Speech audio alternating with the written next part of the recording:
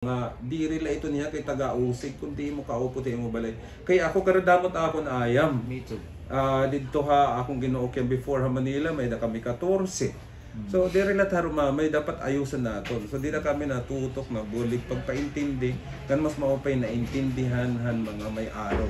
Na kinahanglang gud nira asikasuhon ang nira tubungan ngan diri gud basta-basta lang papabayan iton kay nakakamatay ito especially iton mga nagmumotor.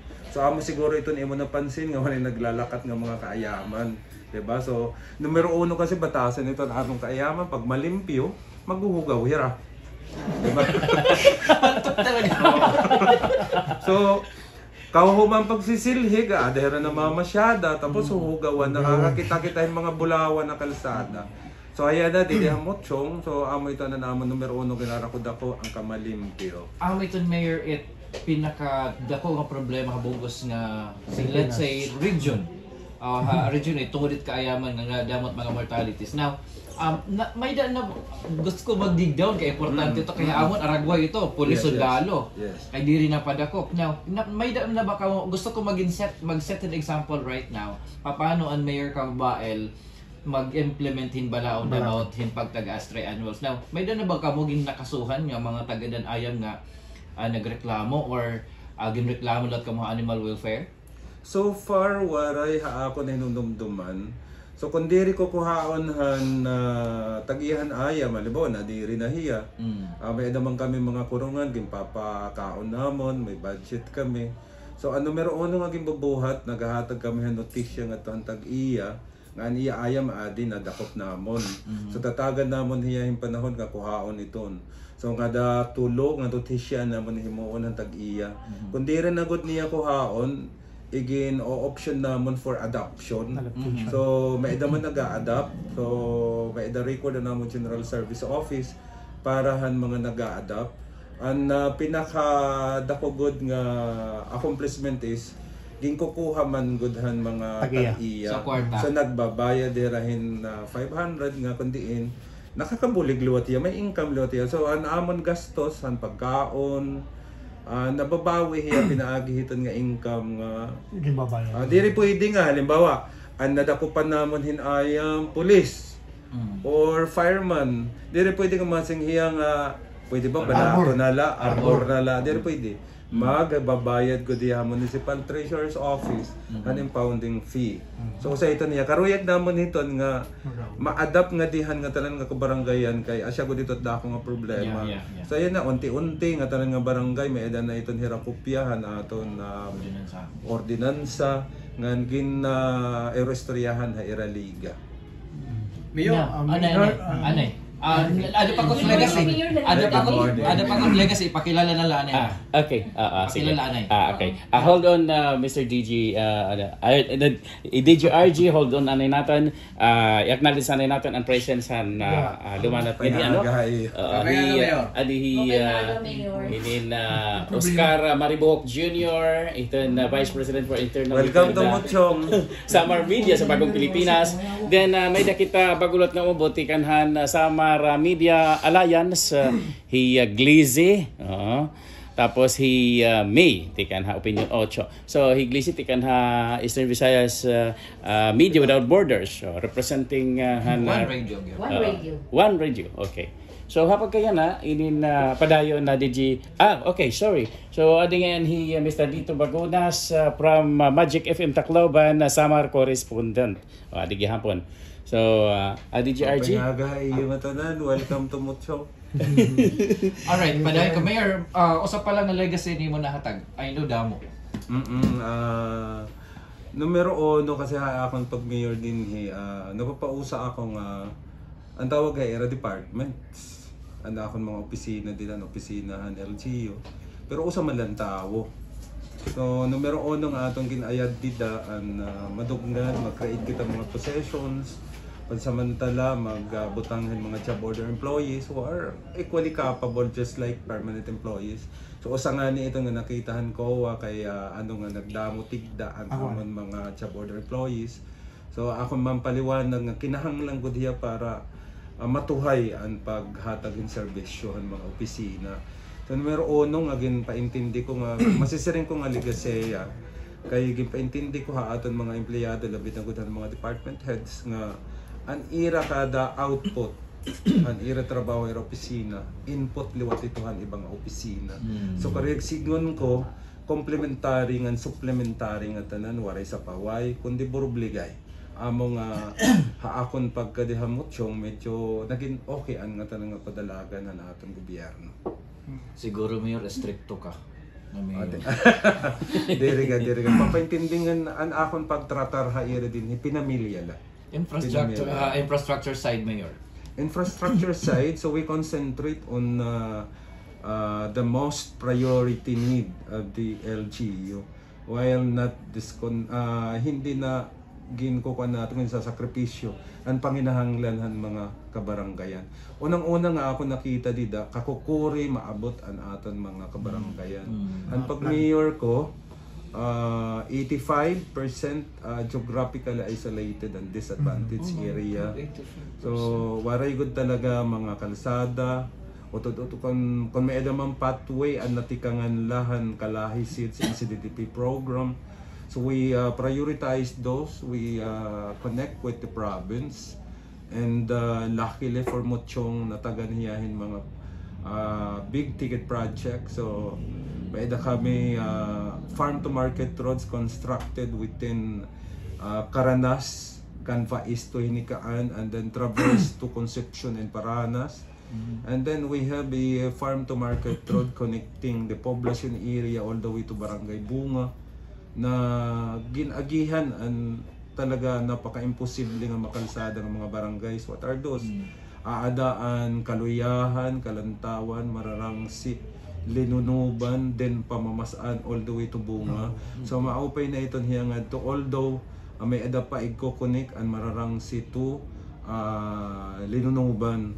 Ang pinakamakuring masisiring natin nga trabaho para kung magiging ligasiya man hiya an tumugot ang mga tag-iyahan tunang agihan ang ira katunaan ang kalsada. So you made it. Yes. Kasi paintindi natin ang tinatawag natin nga road right of way an aton man pakiusap ang mga tag-iyahan tuna nga kung maabrihan ang ira tuna maghitaas ang value han ira propiedad.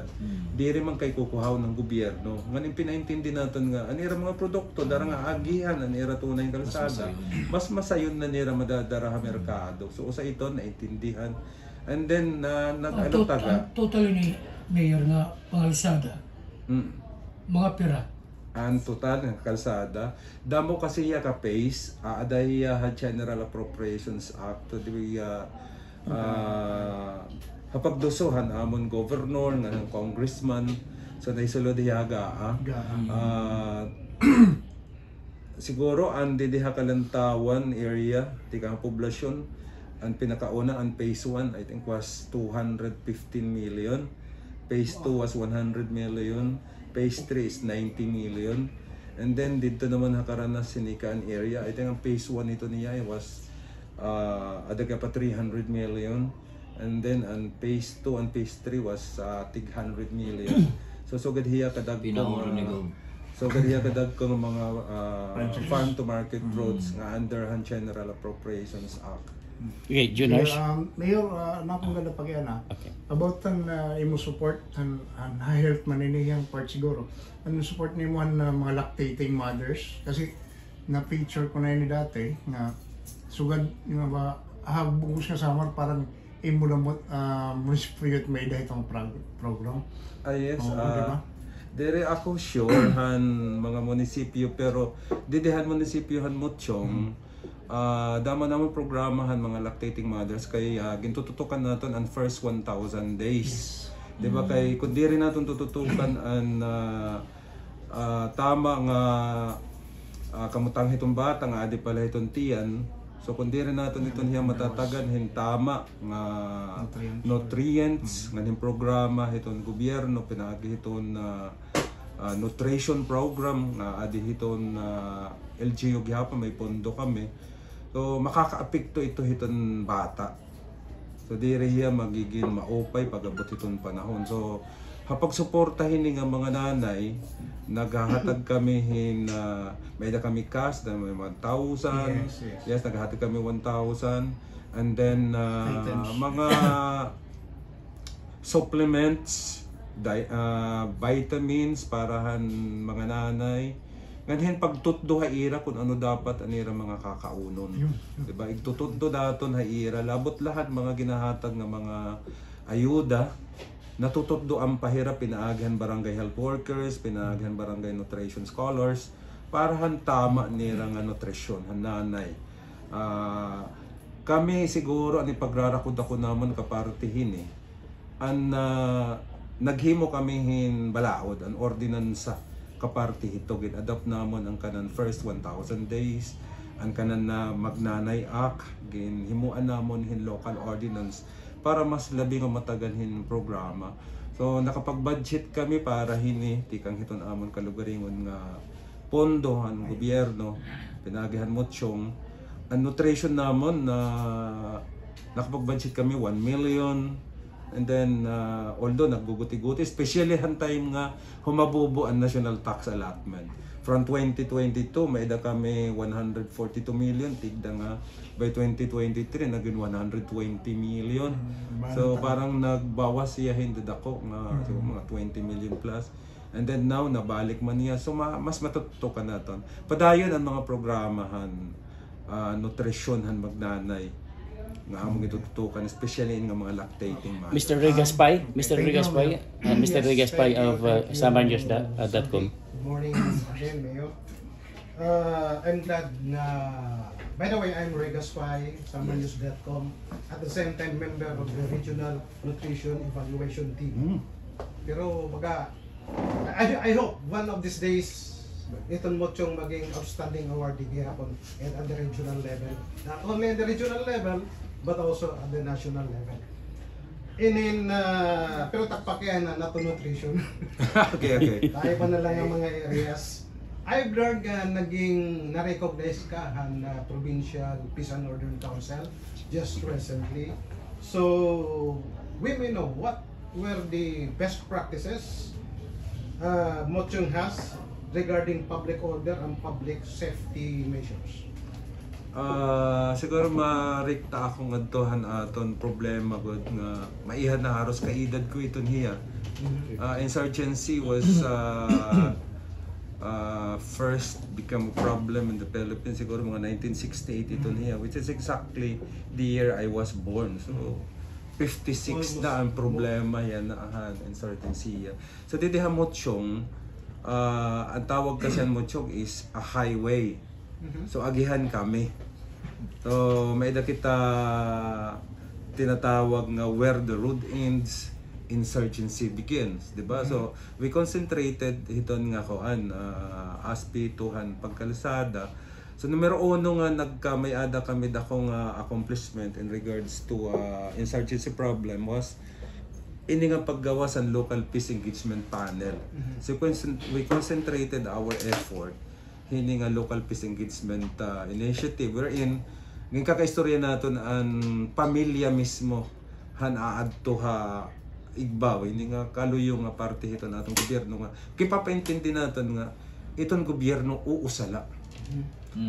Kunhanhani di rin nakikita nga ang gobyerno di rin naaabat nga dihit mga kabaranggayan akong panahon nga siguro naton nga ginaabat ang gobyerno nga dot kabaranggayan. So tumapod ang pamilya, nagkamiada kami local peace engagement initiative in Barangay Canvais coupled with Servisyo Caravan, gindaran namon ang tanan nga ahinsya ang gobyerno, especially in local government unit.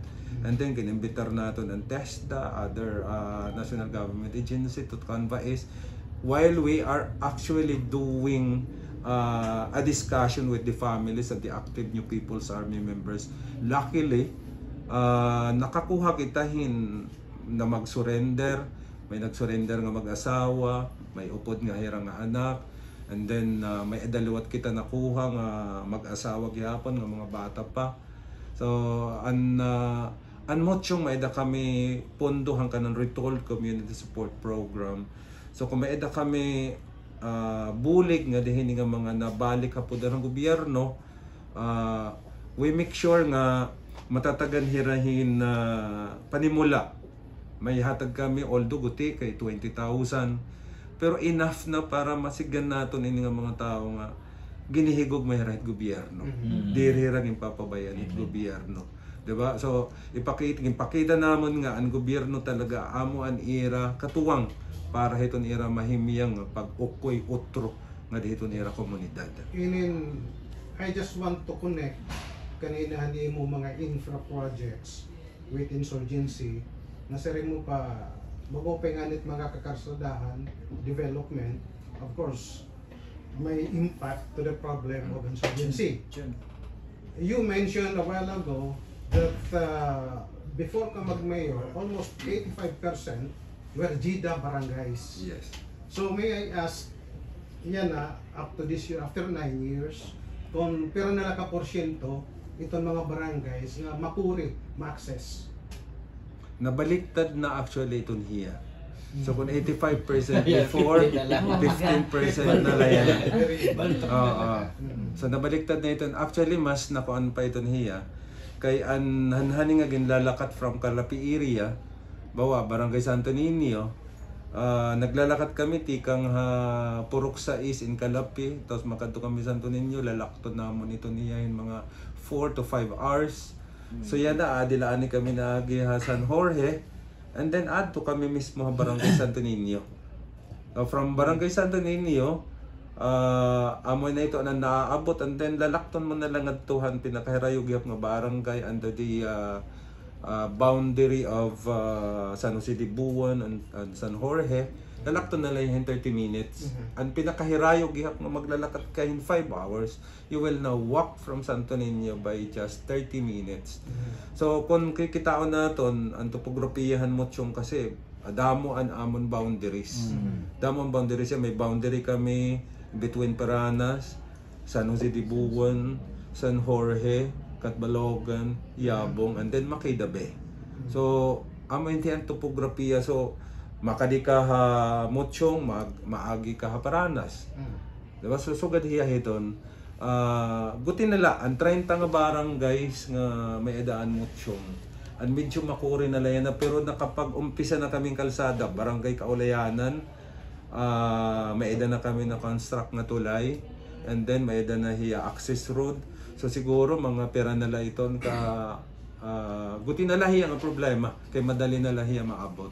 So ang dako na lang ang problema is San Andres, Beri, and yan naging dudugtong manamon by way of pathway and Barangay Barayo.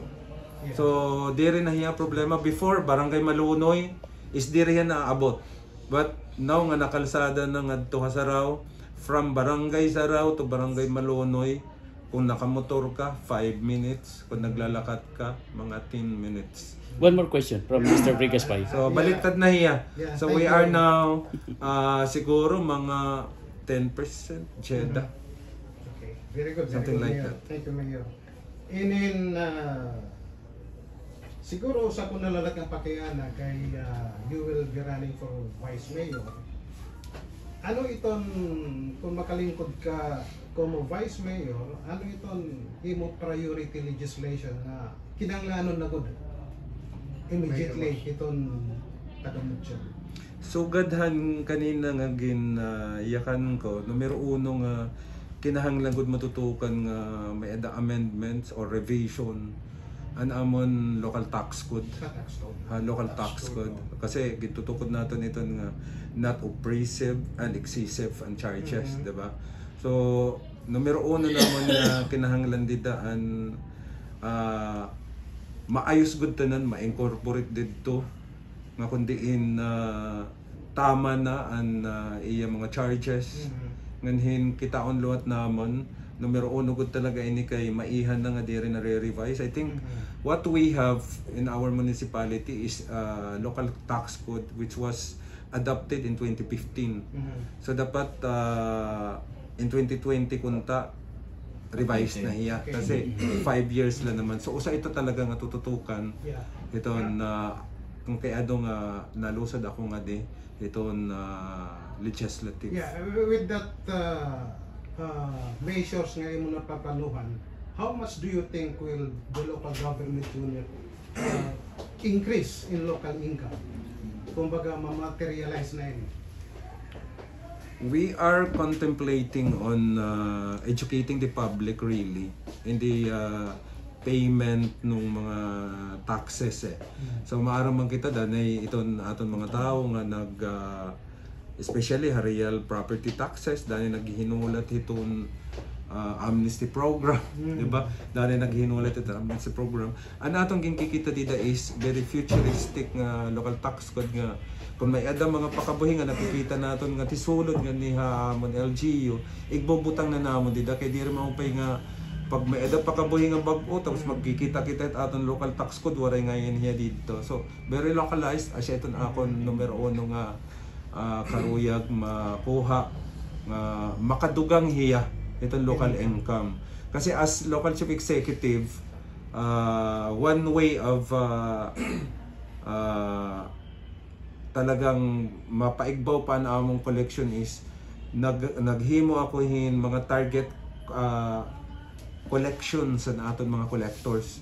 So kung may walk-in hiya, dire hiya apihan ira target. So I set target to this collectors nga dapat may dahira a certain target in baga kita naadaha ko naadaha a private company nga may dahira mga target, di ba? So pag nakuha nila ang target, they will receive something like a monetization at the end of the year. Kaya di rin pwede nga nagpipinanmurukuan na aton mga collectors sa ira opisina facing the four corners of the offices. They have to go down and then collect. Usa iton hiya nga nakikita ko nga kinahanglan suportahan by way of legislation. Yeah. And our investors can be assured that Mutyong is a business-friendly municipality. We have to create a very good business climate in Mutyong wherein open tayo sa lahat. So that's why we have this program na kinontemplate na nag-procure kami. We procured 3 hectares of land here nasa ligid lahiheton kalsada. So ito nga 3 hectares we are allocating 1 hectare for that for the extension or extension ng LTO office ng Catbalogan wherein makatulong kami na ma-decongest yung traffic in Catbalogan. And then we offer 1 hectare to LTO. The other 1 hectare is for the LGU expansion. The other 1 hectare is social housing. Okay. So we mean business by that because kung meron tayong LTO extension office, that's a domino effect in terms of economic potentials. Okay. Mayor Mr. Oscar Maribuhok Jr. from Star Radio, Vice President for Internal Affairs of Samar Media sa Bagong Pilipinas. Yes, Mayor. Good morning po. Good morning. Actually, akong talaga tupakana about gyapon itong mga local income or local revenue na possible makolekhan Mutyong, especially kung may mga projects, may mga programa ka mo about mga investors, di ba? Sa manggod niya nakakabulig pag generate han income ha mga LGUs to pag-invite kan mga investors ngan usa pa iton turismo. So iton Mutyong po ba hayana pira po ba iton iyo yearly or annual income when it comes to local revenue? And do you have targets also by 2025 or 2026, no? And how about yung turismo po ng Mutyong? Ano po pwede lahat ipagyabang ng Mutyong po? Okay. Our target collection for 2024 is at 4,600,000. So this September, we already had collected more than 70% of the target. So in a year, our target surpasses our actual collection surpasses our target. So minsan nakaka 6.5 kami or something like 6. So we have a positive growth when it comes to collection. So in terms naman ng tourism potential sa our municipality, actually definition kasi ng tourism potentials is, or tourism destinations is immense beauty. So for us to have that immense beauty, medyo kasi malalayo. higrayo an amon tourism site, so it needs so much funding. So we will be concentrating na lang on an aspect na wherein parang i-offer namin something like an adventure tourism. We are concentrating our plan on tourism, on adventure tourism, na we will entice tourists to come to us. Maglalakad sila. They will treat our areas of destination in order to preserve this. Kumanhiman ang taga University of Santo Tomas, they do something like of flora and fauna inventory, and the result was very promising. Maupay ang flora and fauna. So we have so many falls in Muchong, but for that to be developed, it needs so much fundings. So doon na lang kami sa adventure tourism. We have to face the reality na hindi naman lahat ng LGU could access the needed funds, di ba? So we will just have to concentrate kung anong aming may offer, and then farm tourism. Halimbawa kung anong need, alam mo, meron tayo sa Calbiga, meron tayong Lulugayan Falls. So, inayos namin yung aming mga farmers associations na magtanim para kung may kailangan yung mga turista doon sa ibang munisipyo, makaka-offer kami ng foods. Diba? Kasi na-open na sa kanila. So, sa amin naman is hindi pa masyadong natututukan. We have so many plans when it comes to tourism. Marami kaming caves, maraming falls, pero needed talaga siya na ma-preserve. Hindi ko rin para sa akin, it's just my opinion. Hindi ko gustong na itong mga wonders of nature is talagang masisira because of over-tourism. Diba? Mas maganda yung ma-develop siya, and then we just have to open that up on a certain numbers of person na very manageable lang na pupunta dun sa area. We will come to that. Marami tayong paplanuhin, pero talagang when it comes to tourism, malaki ang potential sa Muchong. Yun nga lang talagang hindi pa siya nade-develop. So by that, ipapasok namin lahat. Kasi now, habang nag-uusap tayo, merong planning session in Catbalogan. So nandun yung aming Municipal Planning and Development Coordinator together with our Municipal Tourism Officer. So they are now, I think, presenting their inputs or their outputs based on that 4 days of planning session. So marami po, actually, malaking discussions yung tourism. Kasama po ba doon, Mayor, yung pag-uusap na or discussion na yung possible na provincial activities like Mutya ng Samar, di ba, ginanap doon sa Basay. Dito kaya sa Mutyong, if ever, yun ang maging recommendation or may ganung plano, handa kaya yung Mutyong po para sa ganyang activity po? Sadly, hindi pa kakayanin ni Mutyong na mag-host nung ganyang activity kasi waray kami mga areas na talagang pwedeng mag-accept ng mga influx ng mga munisipyong pupunta rito. So, siguro because of the plans that we have been endorsing with the province of Samar, yung construction ng gymnasium, meron kami niyan. Tapos meron namang pinag-uusapan na construction of a multi-purpose evacuation center doon sa binili namin na 3 hectares. I think if it comes to fruition, baka kayanin na ng LGU Muchong. In God's way, then maging maayos yun. Thank you, Mayor. Kaya namin na mag-host, only the area ang problema natin. Okay, Mayor, we have Miss Gleasy from One Radio FM. Good morning, Mayor. Update lang, Mayor, dun sa mga school building na pinapatayo ng gobyerno, yung mga malalayo na mga barangay. Parang nakita ko kasi yun eh. Yes. Actually, that was sourced from the Support to Barangay Development Program. Yung SBDP. Yung SBDP. Under the RCSP, as being RCSP municipality. So, in 2022, meron kaming 7 barangays who received 4 million. Bulk of that, siguro mga 5 5 barangays, yung na-construct doon sa barangay na yun ay mga school buildings. So, kung papangalanan ko, ito naalala ko naman siya.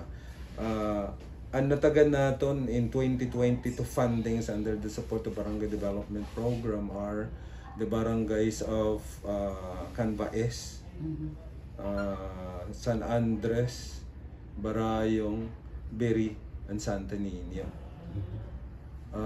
That's state-of-the-art school buildings, although upland siya, but the construction of which is masasabi natin na it could be compared on the projects constructed in parang nandito lang tayo sa baba. So malalayo na barangay ito ng mga gimbutangan naton. Ang Canvaes is a 2-classroom school building, but the others, because those were located in upland barangays, 1 school building lang siya, 1 classroom. Pero maayos ang pagkakagawa. That's why we were awarded with a Subaybayani for excellent implementation of infrastructure program from national government agencies. Now this year naman, last year 2023, we again received 11 fundings for 11 barangays, amounting to 72 million something.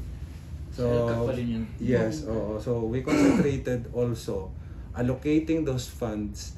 The barangays prioritized these fundings for the construction of school building. In totality, we were able to add 18 classrooms. 18 classrooms for fiscal year 2022 and 2023 support to Barangay Development Program. Wow. Okay. So, we touch more on parang kasi when it comes to student and classroom ratio, so may kulang talaga. So that's why nalipay lot ako as a local chief executive nga ading nga mga barangays kay hira man na nagbuot hito. Hira talaga nagpa-prioritize ang mga programs. So iragin kadtuhan school buildings. The rest are solar rural electrification program, solar street lights ganon, water system, barangay health stations, and access road. I think access road is Barangay Kanatuan and Barangay Kaulayanan and Sarao. So I fully am remembering those barangays kung ano mga projects That was under you. Yes. Mayor, we have Miss May Lago from Print Media. Good morning, Yes. Mayor. Mayor, may I just ask about an accomplishment or your legacy when it comes to disaster and emergency response, especially nga pera nga mga LGUs, kung nakita ka kung active ka sa social media, pera nga mga LGUs ang game ko question nga when it comes to disaster or emergency response, waray nira emergency vehicle. So kumusta ito na pagtaganahan mo tiyong disaster and emergency response, and paano nakaka-availhan health services local government unit and mga aatuwa higher barangays or upland barangays. Okay. So abot ito sinisarin ko kanina nga pagkadihi ko hamotsyong, they were called as departments. When in fact it was being run by a single person. Diba? So why could it be called a department, diba? So we concentrated especially on the disaster preparedness. We concentrated on programs that will talaga a good direct with the disaster response. Ano ginawa namin? So nagbutang kami ng mga tao dito nga emergency responders, trained them. We trained them on meron tayong MOSAR and WASAR, which is WASAR is water search and rescue, MOSAR is mountain search and rescue.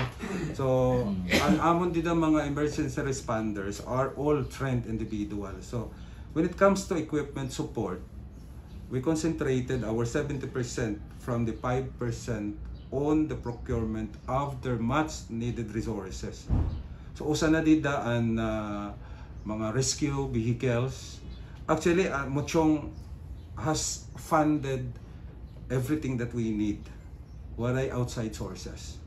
So LGU. Yes, all of our equipments. We buy our rescue trucks, we buy our rescue vehicles, open rescue vehicles, Kaupay pagod. by our own funding. Dahil mo pwede rescue So, vehicle. one of which, dako ang problema naton kakalsadahan because of this uneven surface of the Pan-Philippine Highway, di ba?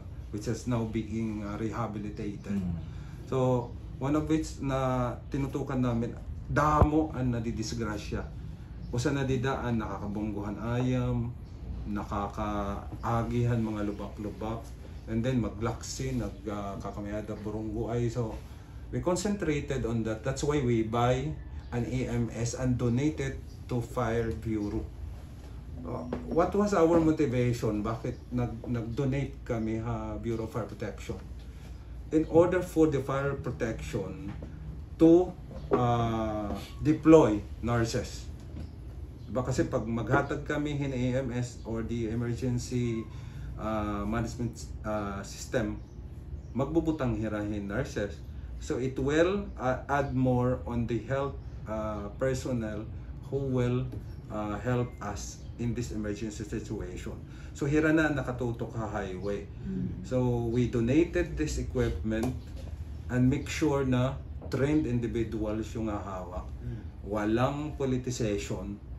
And an amon pa gintukod in my administration was to come out with an ordinance. We come out with an ordinance in support of this equipment na kasi may dagdag problema when it comes to accessing the services, especially itong yung sa mga tikang didihaigbaw, di ba? So ini nga mga nag-access dida an ira ginunahuna ito nagbubuwa halimbawa an mayor wala hira bumotos, di ba? So nagaalang hira pag-access han mga equipment nga ada. So in order for that to be solved, I requested an ordinance para ang magdi-deploy now will be the disaster head, yung Municipal Disaster Reduction and Management Officer. Kung meron tayong mga need, halimbawa, naka-out yung ambulance, tapos may nanginginahanglan nga pasyente gihapon para makagamit yung service vehicle, dahil naawod ito ang mga tao pagharani. Especially kung masarit kan mayor. How about if the mayor is actually traveling outside of his area of responsibility? So that's a big problem. So dahil may ordinance, At tunahid. add to na head masarit. So that's the beauty of it. Nakita kita may one time bumasita kami sa barangay Kanatuan ang iyo mga personnel sa disaster na kanto. Yes. And nagtre-training guys, naamdan na mo dito nagtre-training ratos kaupay ni ra vehicle. So itong disaster response na Ako mismo nakakita. the disaster response personnel nakanto ito hira mga kabaranggayan to train on emergency response. Halimbawa, earthquake drill, fire drill, mapakatirat mga eskwelahan to teach this so-called stop, duck, and hold. Diba?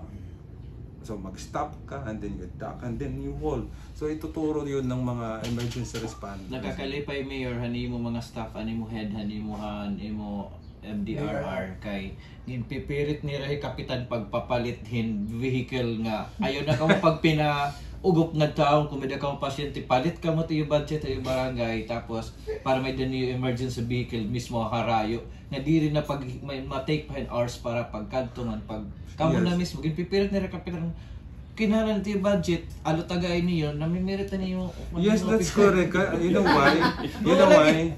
why the beauty of that capacity development program by our MDRRMO, kasi minsan yung mga barangays they cannot spend their 70% or their 5% correctly and wisely.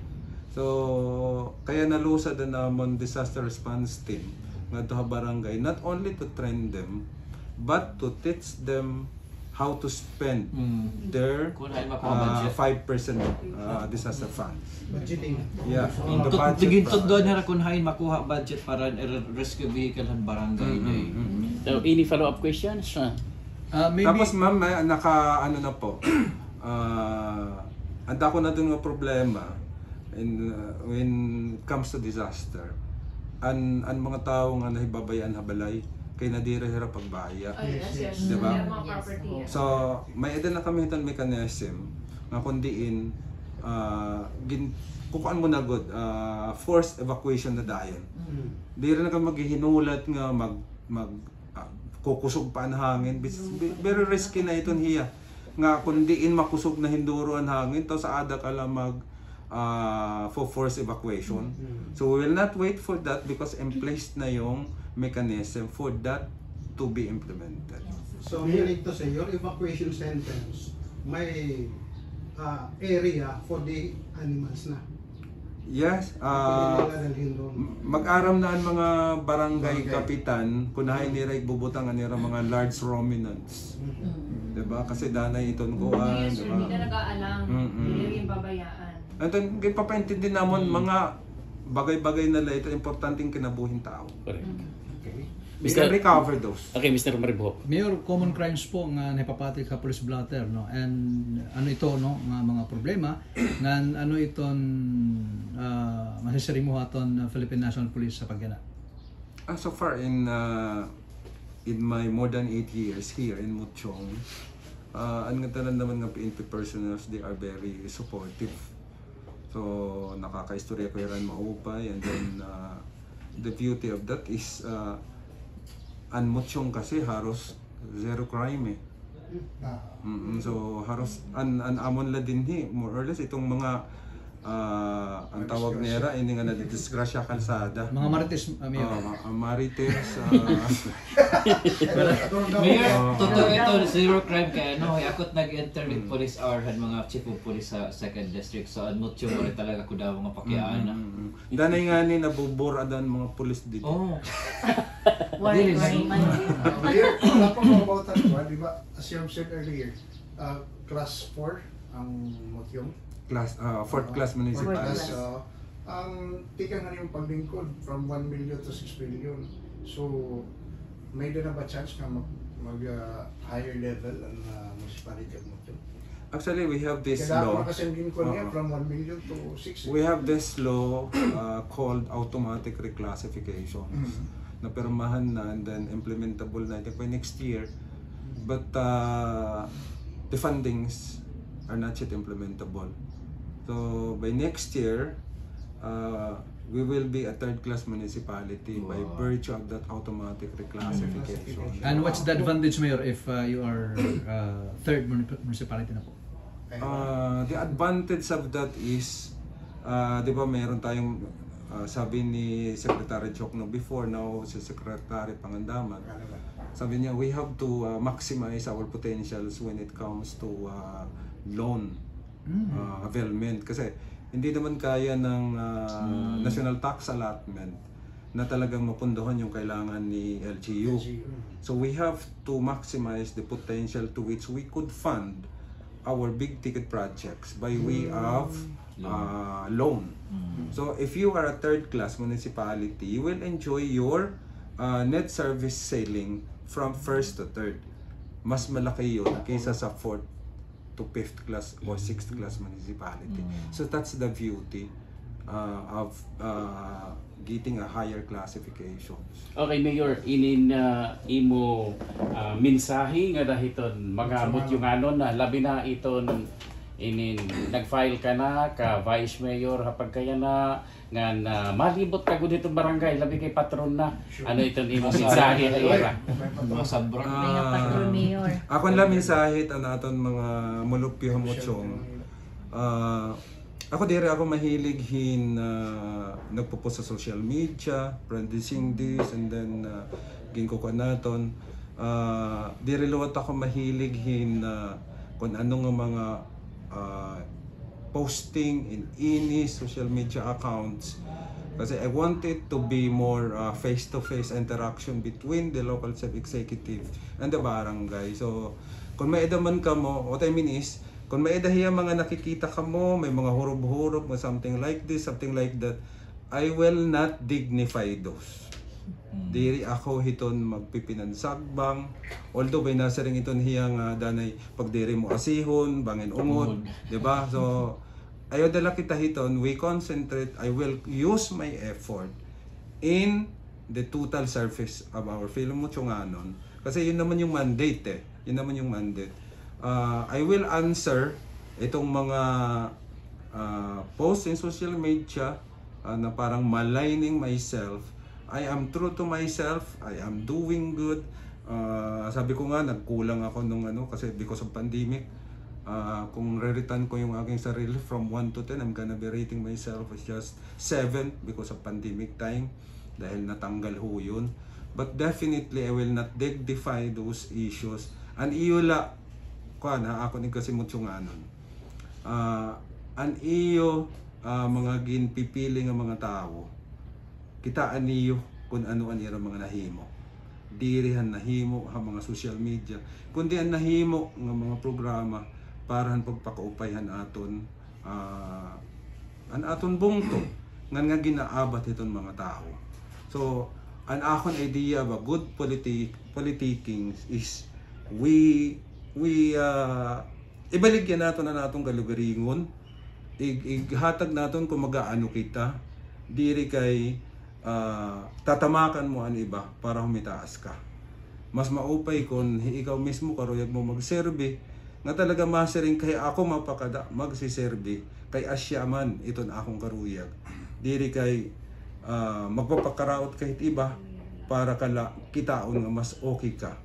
Diri kung tasugod kita hiton.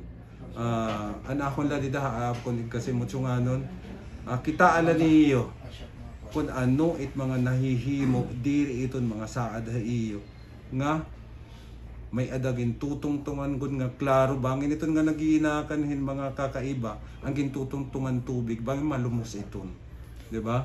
So anaton ayusan naton, igbabaligya ko na akong kalugaringon nga kundi maaram ako nga mabubuhat ko iton. Diri ako magpapakaraot ha iba kay diri maupay ang nagpapakaraot ka para makaursa ka lang. So damo salamat.